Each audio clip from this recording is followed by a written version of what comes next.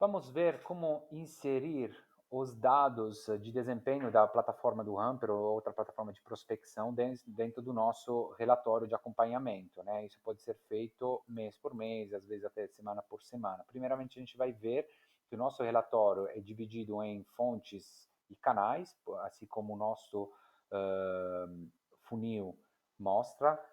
Nós usamos um funil integrado que integra o funil de venda com o funil de marketing.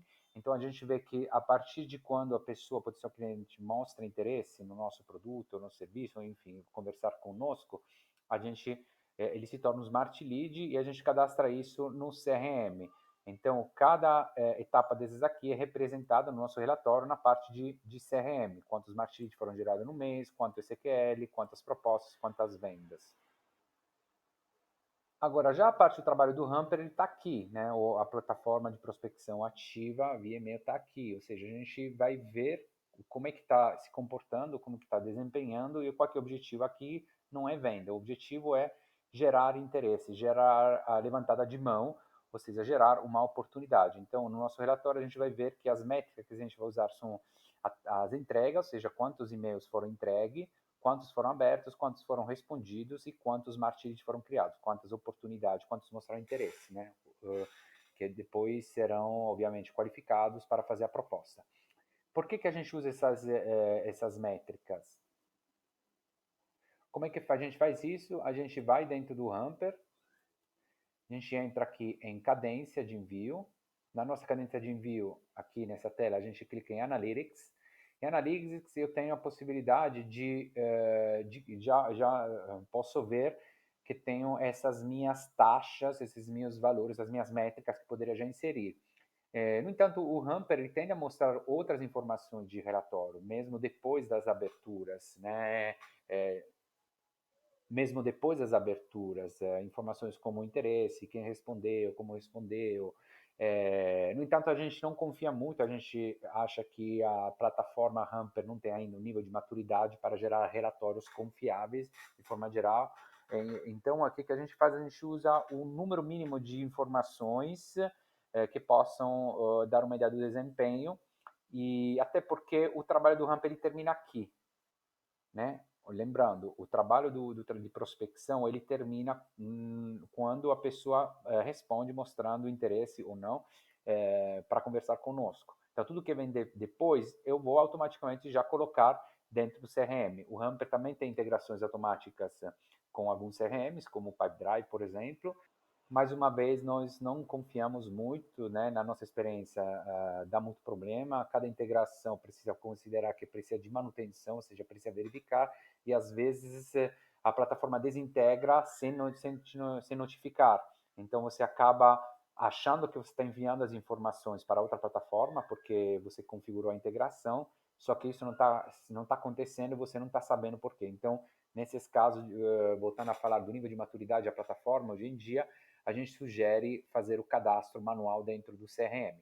Então, voltando ao nosso relatório, o que a gente faz? A gente vem aqui, eu posso filtrar esse Analytics tanto por cadência, e se não colocar nenhuma cadência, obviamente vai pegar todas as cadências da minha conta. Eu posso filtrar por período e posso filtrar por usuário. Caso não filtre por usuário, vai pegar todos os usuários da conta. Então, o que eu faço? Eu estou vendo um desempenho geral como empresa, eu estou vendo o quê? Beleza. Posso ver que no mês, por exemplo, de janeiro, eu tive 5 mil disparos. Desses 5 mil disparos, 4.424 foram entregues. Então, a gente tem uma taxa de quanto vai dar mais ou menos um 10%, um pouco mais de 10% de bounce, ou seja, de e-mails que não chegaram a destino. Mas então, a gente precisa ver quantos foram enviados, quantos foram realmente entregues, chegaram ao destinatário, e hoje a gente coloca esse valor aqui. A gente vê também quantos desses foram abertos, coloca esse valor aqui. E a gente vê quantos desses foram respondidos, coloca esse valor aqui. Como volto a falar, todas as outras informações, por enquanto a gente não considera, a gente não confia nessas métricas de interesse e não interesse. A gente normalmente coloca tudo como sem interesse, simplesmente para ter certeza que a pessoa que já respondeu não vai receber o outro e-mail numa cadência seguinte. Quando a pessoa responde, caso mostre interesse, o que eu faço? Eu cadastro essa informação dentro do CRM, volto a falar de forma manual, e no CRM vou definir qual é a fonte que entregou esse lead, essa oportunidade. Então, depois eu pego dentro do CRM, faço a filtragem por janela temporal, por exemplo, janeiro, e vejo as fontes. E aí eu vejo quantos leads foram criados naquela janela temporária pelo Hamper e coloco essa informação aqui. A diferença entre aqui e aqui, que aqui eu coloco todos os leads gerados pela por esse canal e aqui serão todos. Por exemplo, se eu tenho outras ferramentas de prospecção, LinkedIn, ou se eu uso o Google Ads, o Facebook, o desempenho por canal e aqui a quantidade total de leads gerados por mês. Então a gente vai ver qual canal está desempenhando melhor. Vamos analisar rapidamente aqui. A gente, além de colocar os números de entrega, abertura e resposta, a gente coloca também a taxa de abertura e resposta, taxa de criação de smart leads, de oportunidade. A gente colocou um 5, assim, só como exemplo, porque, como eu falei, esse valor não vem do Hamper, esse valor virá do CRM. Mas a gente colocou um 5, imaginando que dessas 116 respostas, 5 mostraram interesse em falar conosco. Então, olhando isso, a gente vê então as taxas de microconversão. Essas métricas nos dão duas informações importantes. Primeiramente, ao longo dos meses, a gente vai ver como é que a gente melhora as nossas taxas e também vão nos dizer onde é que fica o nosso gargalo. Nesse caso está aqui. Né? Por que isso é importante? Porque o gargalo, a taxa de microconversão menor vai definir mais ou menos onde que a gente vai atacar. Uma taxa de abertura de 24% pode melhorar, mas não está ruim não. Mesma coisa quanto à taxa de resposta. Já quanto à taxa de SML, de Smart gerado, ela poderia melhorar sim. Então, o que isso significa? Significa que o assunto no meu e-mail funciona, né? Está gerando interesse para abertura. O corpo no meu e-mail que estou enviando funciona porque está gerando resposta de alguém, lembrando que não me conhece. Eu estou sendo educado, estou criando uma rapport, uma relação, assim, não estou sendo insistente, assim.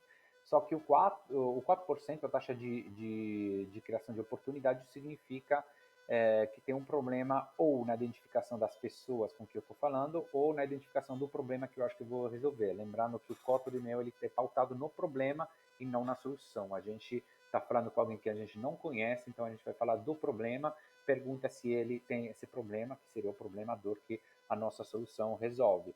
Então, como eles estão respondendo, a linguagem, né, a forma de conversar funciona. No entanto, a gente poderia melhorar ou rever, digamos, nosso buyer persona, ver se talvez a gente deveria pautar em outro tipo de problema ou deveria pautar talvez em outro tipo de pessoa dentro da empresa que a gente está prospectando. Obviamente, aqui a gente incluirá os dados que vêm das etapas que eu vou definir no CRM.